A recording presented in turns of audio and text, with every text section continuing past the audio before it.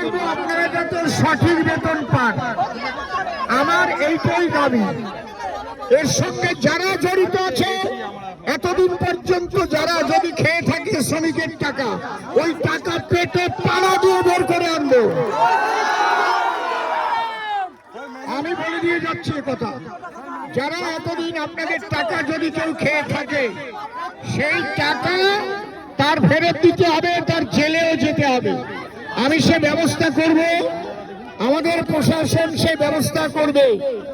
আমিও প্রশাসনিক একজন মানুষ, আজকে আমি আপনাদের সঙ্গে আছি এবং এই লড়াইয়ে যত দূর যেতে হয় আমি তত দূর যাব।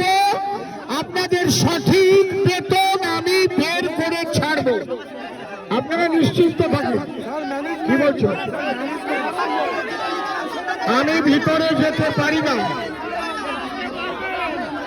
আমি অধিকার চর্চা কখনো করি না।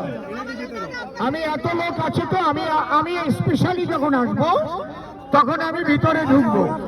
তাহলে আমি যদি এখন ভিতরে যাই, কোনো অপ্রীতিকর ঘটনা ঘটলে সম্পূর্ণ আমার উপর দায়িত্ব বর্তাবে। আমাকে আমার লড়াই করতে হবে আপনাদের জন্য। আমার গায়ে কালি লেগে গেলে লড়াই করতে পারবো না, কারণ একটা পক্ষ আমার গায়ে কালি লাগাবার চেষ্টা করছে। তারপরে তারা বলবে অসীম সরকার